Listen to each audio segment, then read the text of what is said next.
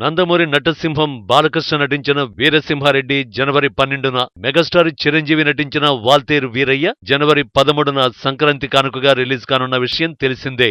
Recent గా జరిగిన ఓ press meet లో ఈ రెండు చిత్రాలు సూపర్ హిట్ కావాలని ఆకాంక్షించారు మెగాస్టార్ చిరంజీవి. టాలీవుడ్ స్టార్ హీరోలిద్దరూ సంక్రాంతి పోటీలోకి దిగడంతో తెలుగు రాష్ట్రాల్లో తీవ్ర ఆసక్తి నెలకొంది. ఇంతకాలంగా ఈ రెండు చిత్రాల్లో ఏ చిత్రానికి ఎక్కువ స్క్రీన్స్ ని కేటాయిస్తారనే చర్చే కొనసాగింది. ఇప్పుడు తాజాగా మరో చర్చను లేవదీస్తున్నారు సినీ విశ్లేషకులు. వాల్తేరు వీరయ్య, వీరసింహారెడ్డి రెండూ భారీ బడ్జెట్ చిత్రాలే.